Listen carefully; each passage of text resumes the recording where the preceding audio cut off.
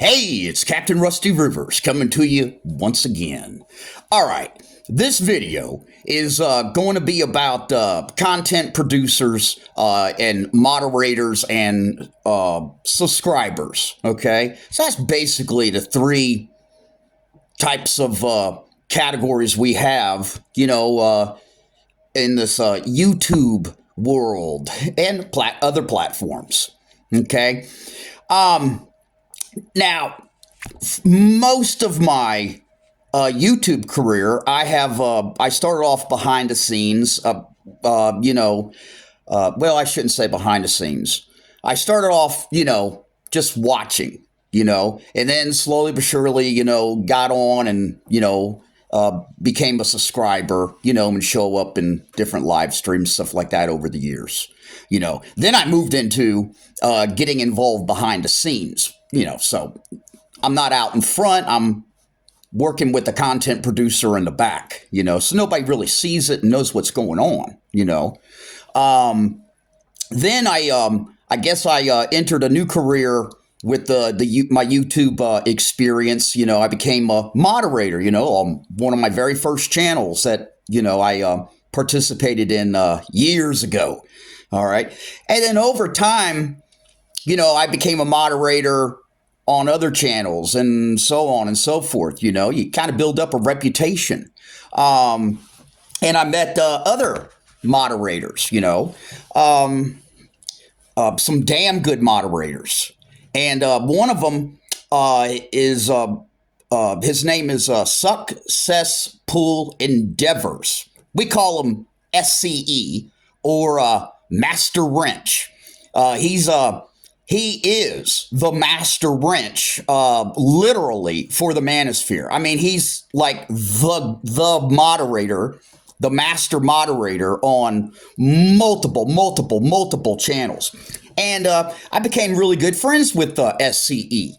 And he taught me a lot of stuff about being a moderator. I just thought that, heck, you get turned blue. So you're wielding the blue lightsaber, and, you only, would time somebody out if they did something really bad, But anyways, SCE taught me a lot of different things and other moderators as well, too, along the way. And that's what I really want to talk about. I don't think that content producers, especially new content producers, truly understand the dynamic and the full job and function of a moderator. Okay. Number one, if you're a content producer, okay, you probably should not give moderator status to anyone that you personally have not talked to. Okay. Especially if they're just an avatar. Okay. Now, I recently had a content producer make me a moderator, and we personally haven't talked, but he's watched my videos. I've watched his videos, and we developed a rapport. And there's nothing wrong with that. Okay. But I highly recommend to content producers to at least have some sort of personal informational exchange if you're going to decide to make somebody a moderator. And here's a really good reason why you should do that. When you become a moderator, moderators have a lot of powers. Okay. Like, for example, did you know that if you make somebody blue, okay, in your chat, in your streams, okay, they can come into your videos in the comment section, and they can start wiping out comments left and right. That's a regular moderator can do that. So as a regular moderator, okay, which they call a standard moderator, by the way, I can go into your comment section and I could remove somebody's comment. In fact, I could even do other things, like get rid of them, ban them, whatever. Okay. So just that one example of the power that a standard moderator has, you really need to be careful about who you give as moderator status. And that also dovetails into another job of the moderator. And that is, like, for example, like I'm a moderator for Gone with John, and from time to time I go into John's comments, and if I see any advertising, if I see any Segs robots, if I see any absolutely ridiculous comments, okay? And I'm not talking about criticism. That's different. I'm talking about outright attacks against the content producer or other subscribers' comments, okay? I'll get rid of them, okay? Now, if there's a questionable one, I'll contact the content producer, and see what he thinks, okay? So that's number one. And listen, I don't have an order for what I'm going to be talking about. It's just all up here. I never write hardly anything down. That brings up another subject. You have the choice as a content producer to make somebody a standard moderator and to make somebody a managing moderator, okay? Once again, using the example of Gone with John, I am a managing moderator for John's channel. Now, one of the powers that a managing moderator has, because you see you have two choices. Either you can make them a standard moderator or a managing moderator. The managing moderator can zap other moderators. You see, it's kind of like a trump card on a trump card. So, and I've had to use that power a few times where somebody is blue in the chat and they're doing something that they shouldn't be doing and they were warned, and I'll go ahead and take them out. Okay? Time them out, usually the first time. All right? So that's what a managing moderator could do. And a managing moderator can do a few other things too, which maybe we'll get into in a different video. I just wanted to do a quick overview of this. You should have a managing moderator. And I'll tell you, like, for example, Raymond's Thoughts in Mind. Now, Ray, you should have your father, Homefront Forge, as your managing moderator. And then if you're going to mod up anybody else, they should just be standard moderator. Okay.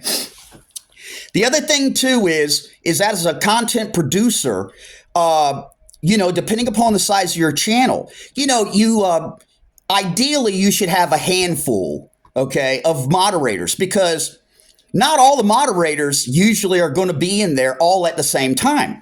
And the primary job of a moderator is to free up the content producer. Like, I'll give you a good example. And Ray, if you're watching this, you'll know exactly what I mean. Like, Raymond would say, "Okay, let me find his other content producer's channel, and hold on a second." And you see, Raymond, you're having to take your time to look that up. Your moderator is probably already looked it up as soon as you said it and is putting it on the screen. Okay, so that's really the whole entire idea of a moderator, is to kind of like free up the content producer to help, to assist, okay, and to keep the peace in the chat. You see, if you get bogged down with what's going on in the chat or something, and it's a distraction, your train of thought all of a sudden is gone, And anyways, that's what a good moderator should be. Somebody that's assisting the content producer on many different levels. Another job of the moderator. See, like me, you've been on YouTube for a long time. You're a moderator for other channels and everything. You start developing a history of remembering different people, different channels and everything. Like, for example, say, for example, if I'm in a live stream, Gen X Jacob, okay, another new content producer, good one too. If somebody comes into your chat and they are a big time content producer, you may not be aware of them, but you see, a good moderator will probably know that person is another big time content producer, and it's a courtesy. The moderator will shill, will highlight that content producer's channel, okay, in the chat, so other people go check them out. And, that's a really good thing. And it is a courtesy, okay. Also, moderators, they usually keep up with a lot of the trolls. Now, getting back to the Master Wrench, SCE, he's got the largest collection of files on trolls. Okay, and like if I discover a troll that's troublesome, I'll pass that along to SCE, and he'll log it into his file, his master file, and so then he will inform all the other moderators that are at different content producers' channels that hey, watch out for fill in the blank. That's another good thing that a good moderator will do. They got knowledge that's outside of the scope of the particular content producer that they're working for. And make no mistake about it, a moderator should be working for the content producer. Okay, it is a honor and it's a privilege, and it should never be abused. And a good moderator always follows the rules of the content producer.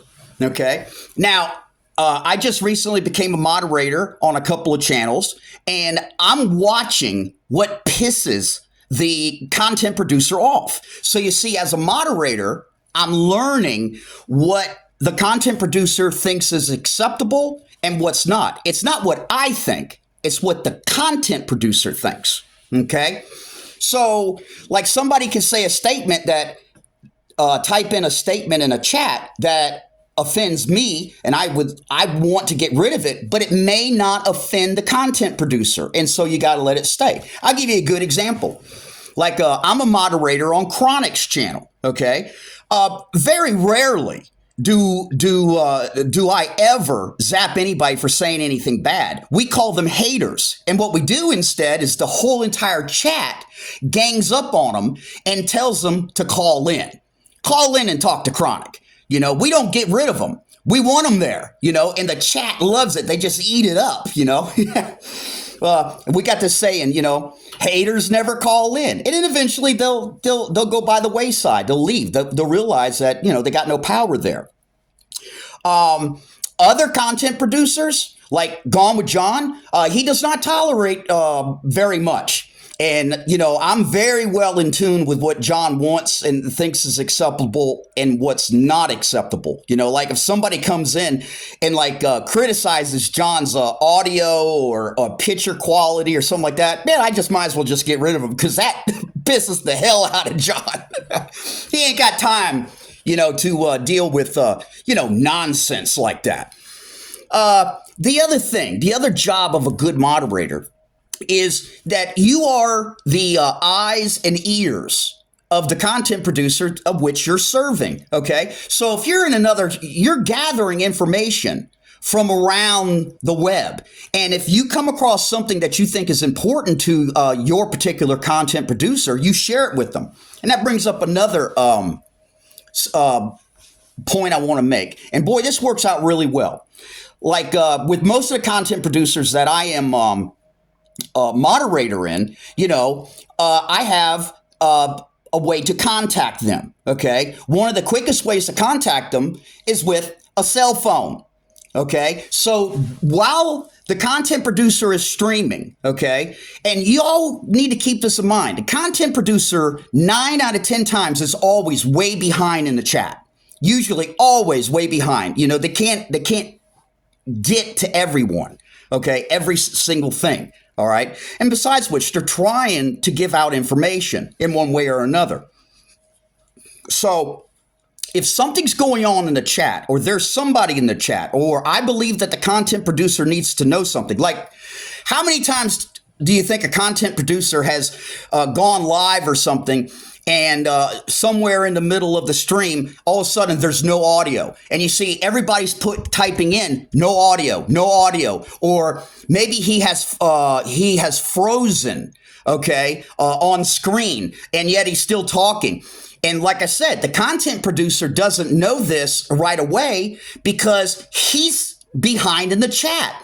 So what I do is I get on the cell phone and I send a text message immediately to that content producer, and then he's right on top of it right then and there. Okay. And that really works out really good. So the moderator is working in concert with the content producer. And man, there's just so many things to talk about as far as moderators and content producers. And for you subscribers out there that you're not a moderator, okay, look, if a moderator tells you something, you shouldn't get pissed off about it, okay? Just say, okay, all right? You don't have to like the moderator, but, you should at least acknowledge the moderator. If I go into a chat, one of the very first things I do is I identify who the moderator is, and I acknowledge them. Okay, that's showing a little bit of respect, and that can go a long ways. The other thing too, and I know I'm running through this shit pretty fast, okay? You content producers, I have seen, and I'm part of, channels where everybody is blue wrenched, okay? And there's a good reason for that. Number one, when you're wrenched blue, you're a standard moderator, you can share links with the chat and with the moderator. With the content producer. Okay. So I could go grab something and I could bring it there and then everybody could see it. For example, my good friend James, Dr. Ginger Hamster, he has a lot of people wrenched up in his chat. And that's because we all share things between one another while James is doing his thing. And if we want James to play something on the screen for everybody, we'll go and get the link and we can share it right there in the chat. If you're not a moderator, you can't share anything in the chat, okay, link wise. Here's another good one. And this is another job of the moderator, okay? As people are coming into the chat, the moderator should be greeting them, okay, on behalf of the content producer. And that's what I always try to do.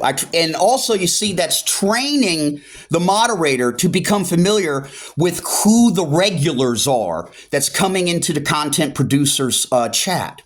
Also, here's one that's behind the scenes that even some content producers don't know that a good moderator is doing. For example, just a little while ago, I was moderating for Raymond, okay? Well, there were some people coming into the chat, and I'm going to their channel, and I'm checking them out, okay? So I'm looking behind the scenes to see who they are and what they do. And there's a reason for that. I thought I had recognized a couple of trolls, so I went to their accounts. Well, I was wrong. It wasn't. Now, a moderator, if I'm moderating in a live stream and I go to somebody's channel and I find out that channel was created today, oh, that's probably a troll, okay? And 9 out of 10 times, I'll just go ahead and zap them if their account was created today, with the live stream that's going on, because that usually never turns out good, okay? Another thing, and this is, a lot of these things SCE taught me. And here's a big one that SCE taught me. There's an Achilles heel to live streams. And I'll tell you where it's at. It's the last 5 minutes of the live stream. Even a lot of content producers don't know this. You see, you end your stream, you walk away, and the regulars that had been participating in the chat, well, they leave too. Well, guess what? Your live stream chat is still open and alive for 5 minutes. Anyone can come in there and type anything.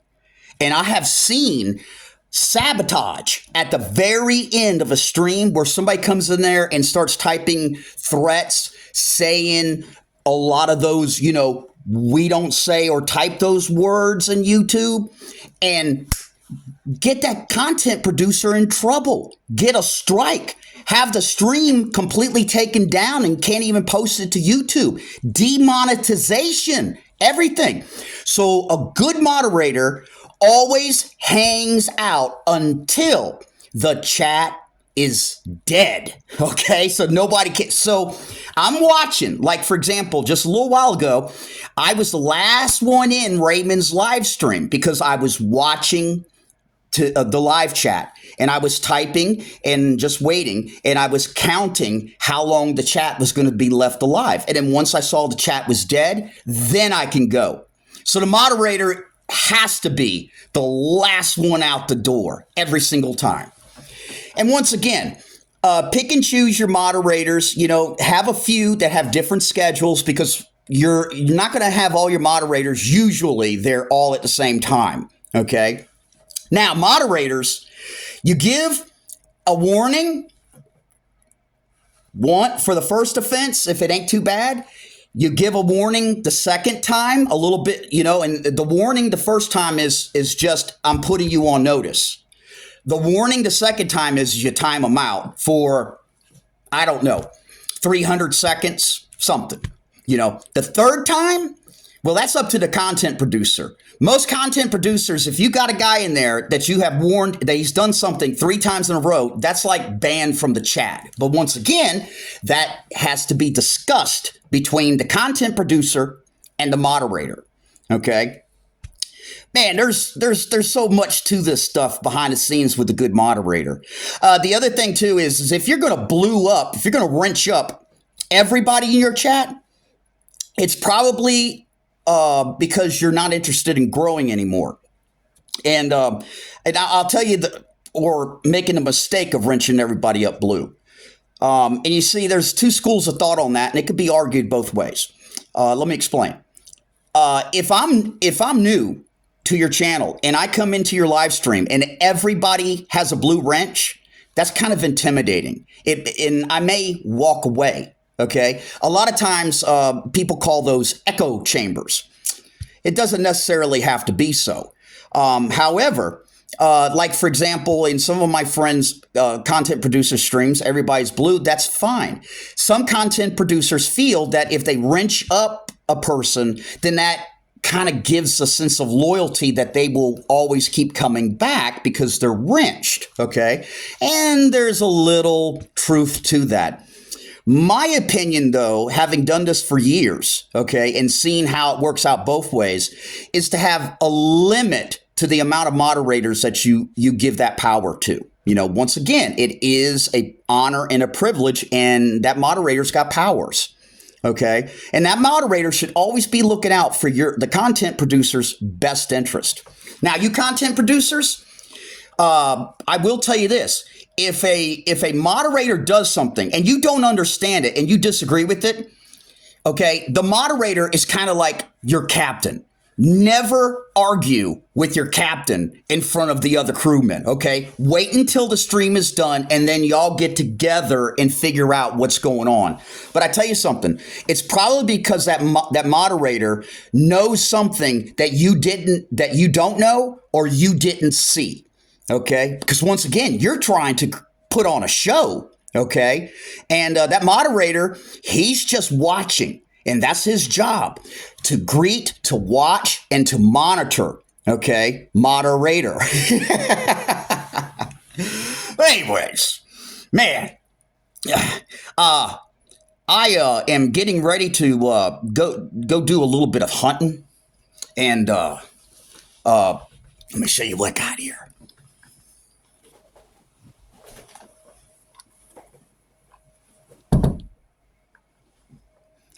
This thing's more powerful than a damn rifle. Whew. Talk about silent service. And look, yeah, it is true. I am getting ready to go, and I'm going to try to take out something that's pretty damn big, and it ain't no deer. And I got, but I don't want to be noisy about it. I got to be silent. So, in case I'm a bad shot or I wound it, I got my stainless steel 44 back up here, and my all brass back up here. So I'm getting ready to go have some fun. I think it's kind of cold outside. And, oh, hold on a second. I need to offend somebody. And with that, Captain Rusty Rivers signing out.